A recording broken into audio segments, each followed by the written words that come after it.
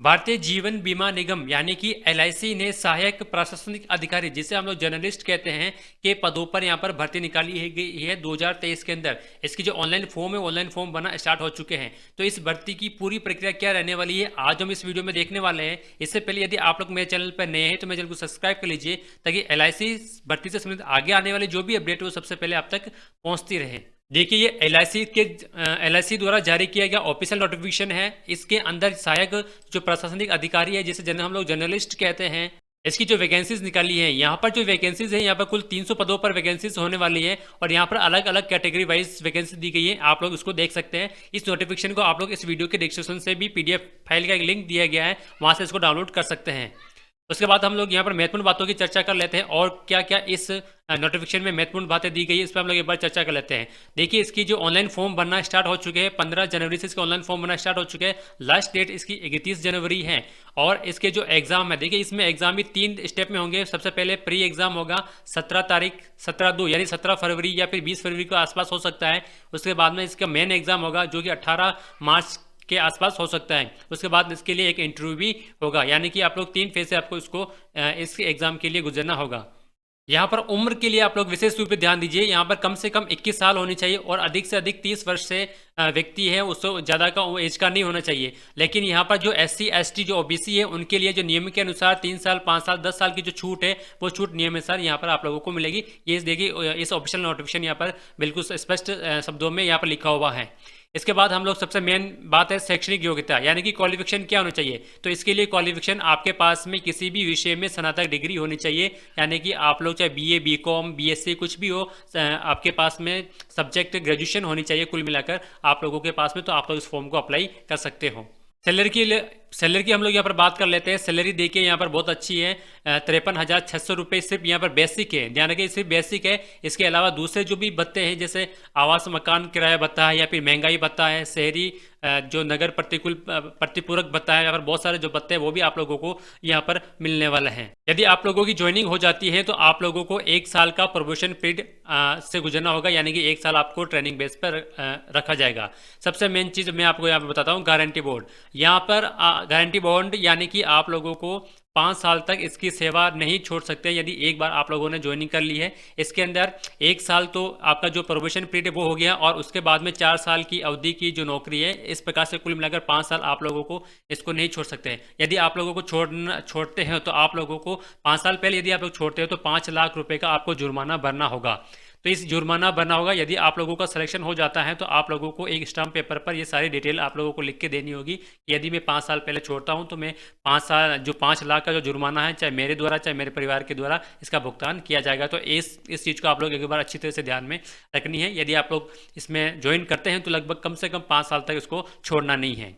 उसके बाद यहाँ पर फीस की बात करते हैं। फीस देखिए बहुत ही कम है। यहाँ पर SC ST के लिए यहाँ पर सिर्फ 85 रुपये फीस है, और इसके अलावा जो ट्रांजेक्शन चार्ज है वो GST लगेगी, वो यहाँ पर अलग रहेगी। और बाकी जो दूसरे जो कैटेगरी है उनके लिए यहाँ पर 700 रुपये प्लस ट्रांजेक्शन चार्जेस और GST मिलाकर आप लोगों की यहाँ पर फीस लगेगी।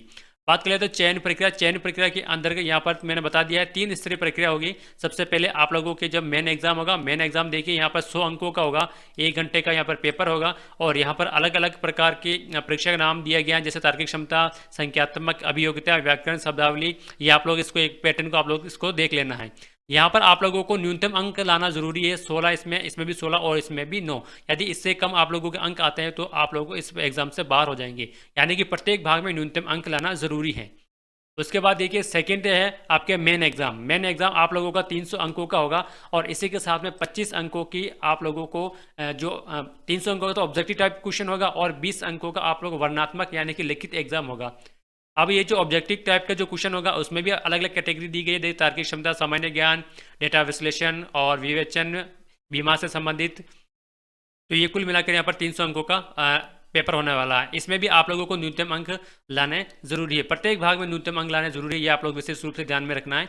उसके बाद में यहाँ पर आप लोगों को ये जो 25 अंक का होगा, ये सिर्फ आप लोगों को लिखित टेस्ट होगा, इसका जो मेरिट्स पे कोई लेना देना नहीं है, सिर्फ आप लोगों को ये एग्जाम पास करना होगा। यानी कि जो ऑब्जेक्टिव टाइप के बाद में जो 25 नंबर का जो एक्स्ट्रा जो एग्जाम होगा उसको मेरिट लिस्ट में नहीं जोड़ा जाएगा। सबसे लास्ट में चरण आपके इंटरव्यू का होगा। इंटरव्यू के लिए जो देखिए यहाँ पर जो जनरल कैंडिडेट उनके लिए 60 अंक न्यूनतम लाना ज़रूरी है।